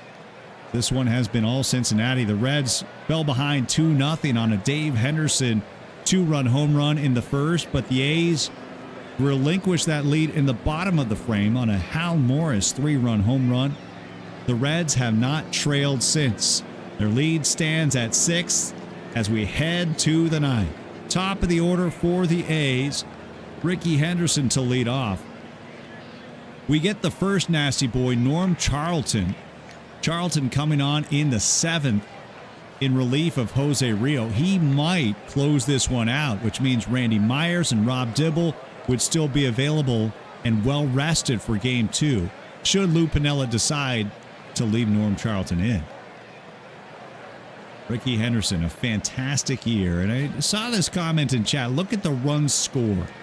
Now, we talk about the walks, the stolen bases, all of that. But take a look at those runs scored. 132 in this MVP campaign of 1990. And just preposterous numbers with the New York Yankees in 1985 and 86.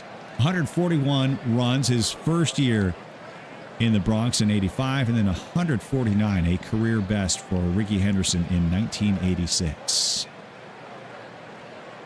They need 6 Ricky Hendersons right now as they trail by 6. Diving catch made by Eric Davis.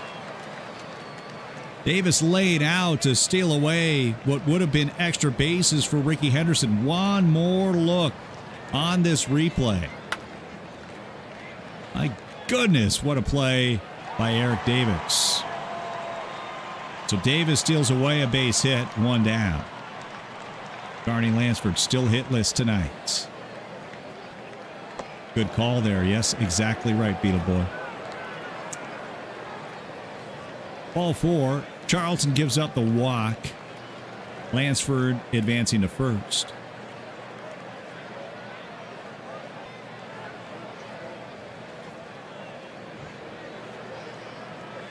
Take a look at Jose Canseco, and the numbers show the fact that Jose, good bat-to-ball contact, 37 home runs, 101 RBI, and also 274 average. The big year from Jose, and the season that even, despite all the great seasons he would have later in his career, the season that always will stand out would be 1988, his MVP campaign. 40 stolen bases, 42 home runs. He, in fact, guaranteed in the preseason before the A's started that 88 season that Canseco would be the first that year to get 40 home runs and 40 stolen bases. He did it.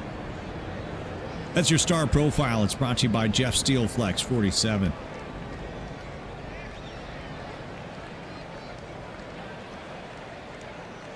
Lansford on first. Canseco at the plate. 3-2 pitch. Canseco takes it for ball 4.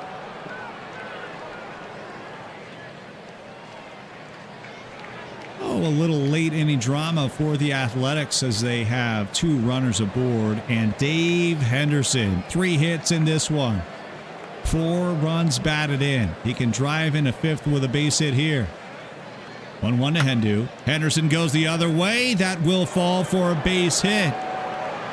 They will send Canseco to second, Lansford to third, and the bases are loaded for Oakland. Hendu with his 4th base hit. And here comes Harold Baines. Baines, who has 13 career grand slams, tied for 7th all-time in American League history. 13 grannies. Bases loaded. 1 out. A's trailing by 6. The nasty boy, Norm Charlton from the stretch. Swing and a miss. Strike 3. Baines goes down on strikes.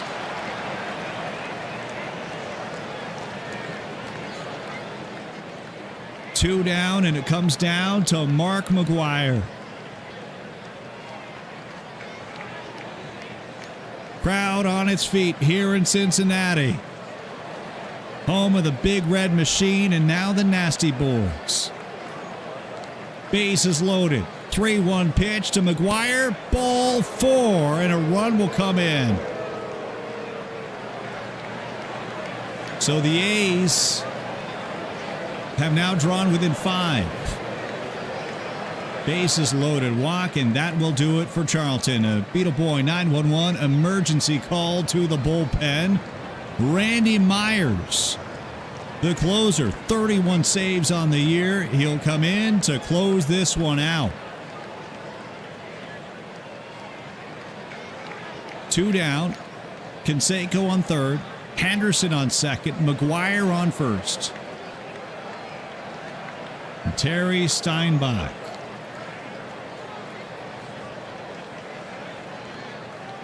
2-2 pitch from the stretch. Here we go. Steinbach pops it up on the infield. Curving foul. Caught. Ball game. As the Reds take down the A's in a high-scoring shootout. Your final tonight from Riverfront Stadium in Cincinnati. The Reds toppling the A's in a rematch of the 1990 World Series. 13-8. Your final. We'll be right back with a post-game show live from Cincinnati on Monday Night Baseball.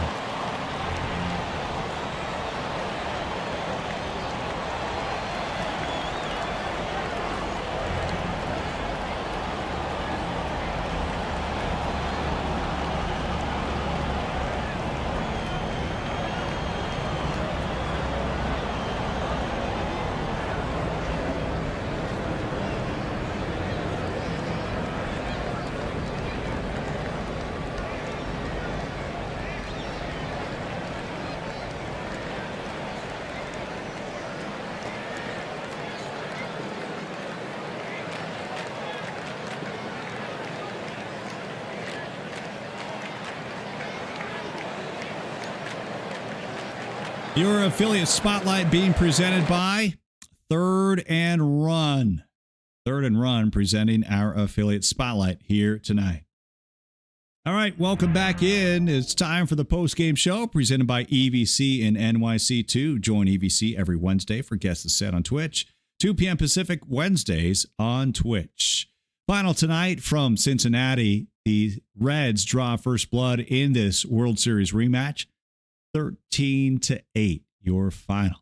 High scoring affair. Let's break down the stats for you tonight. Dave Stewart will be tagged with the loss. He lasted just 1 inning, didn't make it out of the second inning, giving up 6 runs, all earned on 5 hits, 2 walks, and 1 strikeout. Joe Klink, Gene Nelson, and Todd Burns all struggled in relief, all went 2 innings, all gave up 2 runs or more. Meantime, for the Reds, Jose Rio will pick up the victory despite walking 5 and giving up 5 runs on 8 hits. He does pick up the victory. Norm Charlton struggling a little bit out of the bullpen. He goes 2 1/3, striking out 1, walking 3, giving up 3 runs. And Randy Myers coming in, the rare 5-run, 1-out save, came on in relief with the bases loaded and 2 out, gets 1 out, and gets credited with the save, Randy Myers. Offensively, every batter except for Paul O'Neill for the Reds gets a base hit. O'Neill actually 0 for 4 with 3 strikeouts, stranding 9 base runners. Beyond that, though, stellar effort for the Reds, highlighted by Hal Morris, 3-run home run in the first. He finishes the night 2 for 5 with 4 runs driven in. Joe Oliver, the catcher, better known for his defense, but he got a green light on 3-0 in this ball game, drilled it for a home run. And Mariano Duncan, a 4-hit night for him out of the number 9 spot in the order. He scored 3 times. For the A's, Dave Henderson is 4-hit, 4 RBI night, going for naught. A big night for Hendu as the A's fall 13-8, your final. Take a look now at the dynamic MLB 42 dynamic performance. And it is Hal Morris with that 3-run home run, 4 RBI in this one.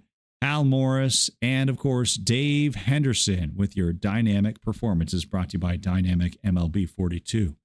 Your waves today presented by Boomer 1260. Also, your mound visits tonight brought to you by Hillside Robin. Thank you for your support of the Dr. Dynastic channel. No triples in this one. Dave Henderson wanted a triple. He tried to stretch that double into a triple, a 2-run double. Triples tonight being presented by the real Teddy O. When there's a triple, that means it's Cava cleanup time. No opposite field home runs. Those are presented by Grish 70. When you need a little pick-me-up, try the Oppo Taco when your game needs a little Olay. And one error in this one. The error is brought to you by Mortal Mago, because even immortal players are mortal every once in a while. All right, that is your final here tonight as the Cincinnati Reds strike first in the 1990 World Series rematch against the Oakland Athletics, 13-8, your final. And a big thank you, as always, for all of you for coming in to join us on Monday Night Baseball. We do realize there are other programs you can watch this time of day. Sometimes it's Monday Night Football. Sometimes it's the College Football Playoff National Championship. And a big thank you to our presenting sponsor, Captain Kegleg, a Tier 3 subscriber on my channel. And our Tier 3 subs get to be our Monday Night Baseball sponsor. So Captain Kegleg came up with this idea, hoping for a little payback for my A's, a little redemption.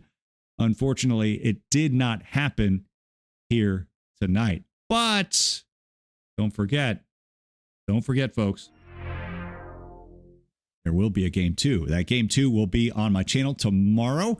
So we'll get a game 2 in this best of 3 playoff series between the A's of 1990 and the 1990 Cincinnati Reds. So we'll be back on the air tomorrow for Tuesday afternoon baseball. If you haven't already given me a follow, if you'd like to see that series continue, you can watch game 2 tomorrow on my channel, 1 p.m. Pacific time on DR Dynastic. And as always, too, don't forget to follow all of our great affiliate streamers. EVC and NYC2 has been very active in chat. There might have been an Ezra Denny sighting as well, and I think even a little Cavacom. If I missed your name, please be sure to give yourself a shout out. Just say your name. We'll make sure you get a moment so we can let people know to give you a follow, because we want to make sure everybody gets some great out of the park content, whether that's here on Monday Night Baseball or whether it's Tuesday through Sunday on our affiliate channels.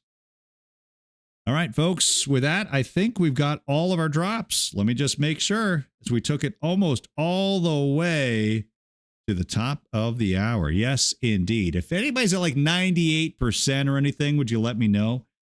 Because we would love to push you across the finish line if we can, within reason. We will try the best we can. All right. Well, looks like we're all good then. With that, we say goodbye. Kip will hang on for you for 96%. If you give me updates, hit that refresh and let us know where you're at. But guys, thank you so much for hanging out with us.